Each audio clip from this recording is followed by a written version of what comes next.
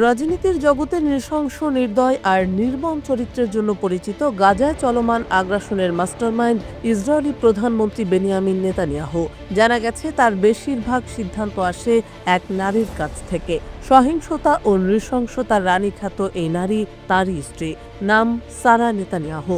Israeli সংবাদ মাধ্যম Haaretz এর সিনিয়র বিশ্লেষক তাসফি বারিয়েল এ প্রসঙ্গে বলেছেন, সারা নেতানিয়াহু এখন ইসরায়েলের সিদ্ধান্ত গ্রহণকারী কেন্দ্রগুলোর নিয়ন্ত্রণ গ্রহণ করেছেন এবং বর্তমান যুদ্ধে আলোচনা, রাজনৈতিক ও নিরাপত্তাগত নিয়োগগুলোর নিয়ন্ত্রকও এখন তিনি।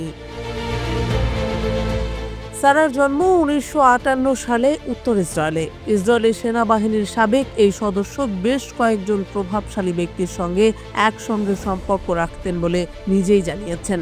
সারা 1980 থেকে 1987 সাল পর্যন্ত কিব্বুৎজ গ্রুপের এক ব্যক্তির স্ত্রী ছিলেন।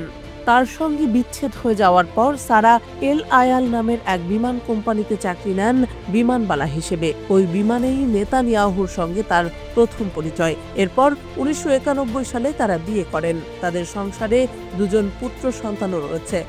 জার্মান ইন্টারনেট ভিত্তিক দৈনিক সুডডয়েচে জেইতুং জানিয়েছে, অন্যান্য নারীরা যেখানে তাদের ক্ষমতাধর স্বামীর পাশে আকর্ষণীয় মুচকি হাসি ও কোমলতার জন্য খ্যাত, সেখানে সারা নেতানিয়াহু এর ব্যতিক্রম। তিনি তার সহিংসতা, অভদ্রতা ও বদমেজাজের জন্যই বিখ্যাত।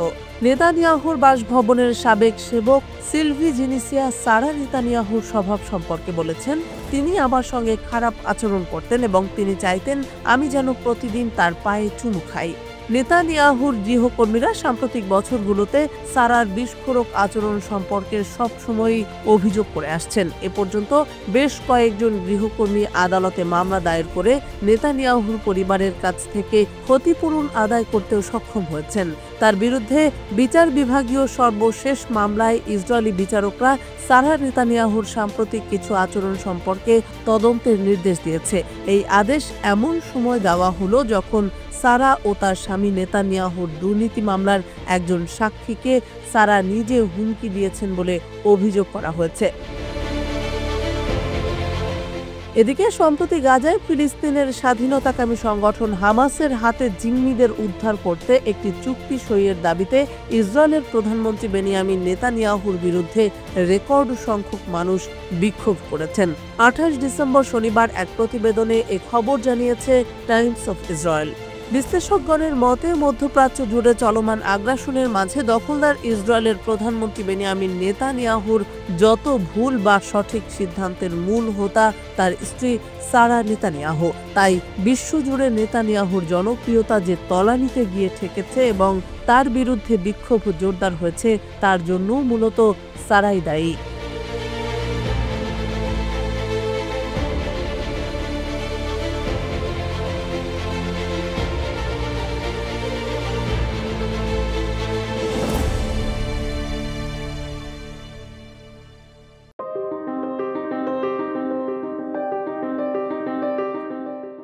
গত বছরের শুরুর দিকে পবিত্র মক্কা নগরীর কয়েকটি বিস্ময়কর ছবি সামাজিক যোগাযোগ মাধ্যমে ছড়িয়ে পড়ে। ছবিগুলোতে দেখা যায় পবিত্র কাবা ঘরের বেশ কাছের কয়েকটি পাহাড়, মাঠঘাট ও সড়কের দুই পাশ সবুজ তৃণলতায় ছেয়ে গেছে। ছবিগুলোর ক্যাপশনে লেখা ছিল, সাম্প্রতিক বৃষ্টির পর মক্কার সবুজ দৃশ্য। এরপর শোরগোল ওঠে যে খুব জলদি সবুজে ছেয়ে যাবে আরব। মহানবী হযরত মুহাম্মদ সাল্লাল্লাহু আলাইহি ওয়াসাল্লাম বলেছিলেন, কিয়ামত ততদিন পর্যন্ত সংগঠিত হবে না যতক্ষণ আরব ভূখণ্ড আবারও তৃণভূমিতে পরিণত না হয়। সেই সাথে এখানে নদী প্রবাহিত হবে, অর্থাৎ পৃথিবী ধ্বংসের আগে আরবের মরুভূমিগুলো সবুজে ছেয়ে যাবে এবং সেখানে নদীর সৃষ্টি হবে। মহানবীর সেই কথা বর্তমান সময়ে এসে যেন হুবহু মিলে যাচ্ছে। এখন প্রায়ই শোনা যায় সবুজে ছেয়ে গেছে আরবের মরুভূমির বিস্তীর্ণ এলাকা। মহানবী সাল্লাল্লাহু আলাইহি ওয়াসাল্লামের কথা যে মিলে যাচ্ছে, সম্প্রতি তার প্রমাণ দিলেন জলবায়ু বিশেষজ্ঞ ডক্টর আব্দুল্লাহ আল মিসনাদ। তিনি জানিয়েছেন, সৌদি আরবের উত্তপ্ত মরুভূমি একটি সময় তৃণভূমিতে পরিণত হতে পারে, সঙ্গে এখানে প্রবাহিত হতে পারে নদীও। তিনি জানান, 4 ভাবে মরুভূমিগুলো সবুজে পরিণত হওয়ার তীব্র সম্ভাবনা তৈরি হয়েছে। দ্য নিউ আরবের এক প্রতিবেদনে এ সম্পর্কিত বিস্তারিত তথ্য উঠে এসেছে। মিস্তাদের মতে প্রথম হতে পারে মানব প্ররোচিত জলবায়ু পরিবর্তনের কারণে। তিনি দাবি করেন ক্রমবর্ধমান তাপমাত্রা এবং আবহাওয়ার ধরন পরিবর্তনের কারণে এ অঞ্চলের শুষ্ক আবহাওয়া পাল্টে যেতে পারে। এতে করে আরব সাগর এবং ভারত মহাসাগর থেকে আর্দ্র বাতাস এই অঞ্চলে ঢুকবে, ফলে এর প্রভাবে সেখানে প্রচুর বৃষ্টিপাত হবে। এতে ৭,০০০ বছর আগে আরব উপদ্বীপ যেমন সবুজ ছিল, এটি আবার তেমন হয়ে যাবে। দ্বিতীয় সম্ভাব্য কারণ হিসেবে তিনি দাবি করেন সৌদি আরবে ভয়াবহ অগ্ন্যুৎপাত শুরু হতে পারে, যা সেখানকার আবহাওয়াকে আমূল পরিবর্তন করে দিতে পারে। তিনি জানান, সৌদির পূর্বাঞ্চলে ২,০০০ আগ্নেয়গিরি থাকার সম্ভাবনা রয়েছে। তাইফের কাছে অবস্থিত আল ওয়াবাহ মতো আগ্নেয়গিরিতে যদি বিস্ফোরণ ঘটে, তাহলে এটির প্রভাব হবে বিশাল। বিস্ফোরণের কারণে সূর্যের আলো ঢাকা পড়তে পারে। এতে বৈশ্বিক তাপমাত্রা কমে যাবে, যেটির প্রভাব পড়বে এই অঞ্চলে। এর প্রভাবে সেখানে আর্দ্র বাতাস জমা হবে। এতে শুকনো মরুভূমি উর্বর ভূমিতে পরিণত এবং সেখানে নদীর প্রবাহ শুরু হতে পারে। তৃতীয় সম্ভাব্য কারণ হিসেবে তিনি পৃথিবীর সঙ্গে বিশাল উল্কার সংঘর্ষের কথা উল্লেখ করেছেন। এমনটি হলে বায়ুমণ্ডলে মহাকাশীয় ধুলো এবং ধ্বংসাবশেষ আসবে। এতে করে সূর্যের আলো কয়েক মাস এমনকি কয়েক বছর পর্যন্ত পৃথিবীতে প্রবেশ করবে না। এতে আরব উপদ্বীপ একটি ঠান্ডা অঞ্চলে পরিণত হবে, যেখানে কোনো মানুষ বসবাস করতে পারবে না।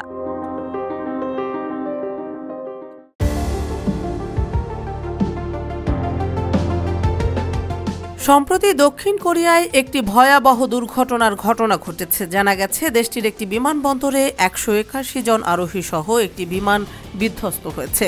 এতে নিহতের সংখ্যা বেড়ে পৌঁছেছে ৬৭ জনে। ২৯ ডিসেম্বর রবিবার স্থানীয় সময় সকাল ৯টার দিকে এই দুর্ঘটনা ঘটে। সংবাদ মাধ্যম সিএনএনের প্রতিবেদন অনুযায়ী দেশটির দক্ষিণ পশ্চিমাঞ্চলীয় অঞ্চলে মুয়ান আন্তর্জাতিক বিমানবন্দরের রানওয়ে থেকে ছিটকে গিয়ে পাশের দেওয়ালের সাথে সংঘর্ষ হয় বিমানটির। এ সময় বিমানটিতে মোট ১৭৫ জন যাত্রী ও ৬ জন ক্রু ছিলেন। সংবাদটি প্রকাশ করে বার্তা সংস্থা রয়টার্স ও সংবাদ মাধ্যম আল জাজিরা। রবিবার সকালে থাইল্যান্ডের রাজধানী ব্যাংকক থেকে জেজু এয়ারের 7C-2216 ফ্লাইটটি ১৭৫ জন যাত্রী এবং ৬ জন ক্রু নিয়ে দেশের দক্ষিণে মুয়ান আন্তর্জাতিক বিমানবন্দরে অবতরণ করার সময় দুর্ঘটনাটি ঘটে বলে দক্ষিণ কোরিয়ার ইয়োনহাপ সংবাদ সংস্থার প্রতিবেদনে বলা হয়েছে। বিমানটি বোয়িং ৭৩৭ থেকে ৮০০ মডেলের।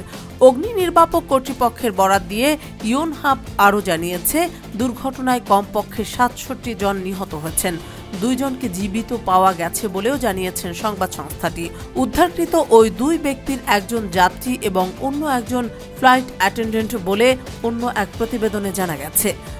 দক্ষিণ কোরিয়ার রাজধানী সিউল থেকে আল জাজিরার সাংবাদিক রব ম্যাকব্রাইট জানিয়েছেন, দেশের দক্ষিণ পশ্চিমে বিমানবন্দরে একটি বিমান দুর্ঘটনার কবলে পড়ার পর সেখানে ব্যাপক উদ্ধার অভিযান চালানো হচ্ছে। এদিকে দুর্ঘটনার পর সোশ্যাল মিডিয়ায় ছড়িয়ে পড়া এক ভিডিওতে দেখা যায় টুইন ইঞ্জিন এই প্লেনটি রানওয়ে থেকে ছিটকে গিয়ে একটি দেওয়ালে বিধ্বস্ত হয়। এরপর সঙ্গে সঙ্গেই বিমানটিতে আগুন ধরে যায়।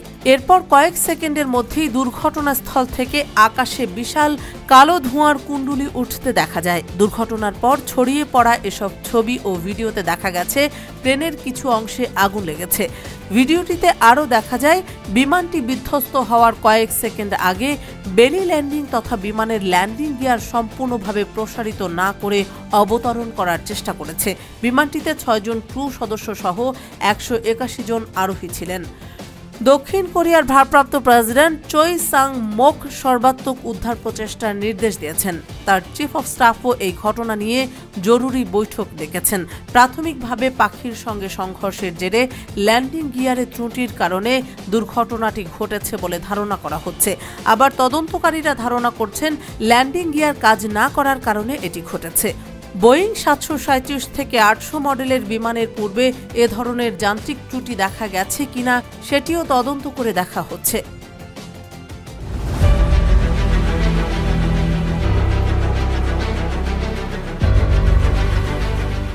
দখলদার ইসরায়েল মধ্যপ্রাচ্যের বেশ বড় অংশ জুড়ে ভয়াবহ নৃশংসতা চালিয়ে যাচ্ছে।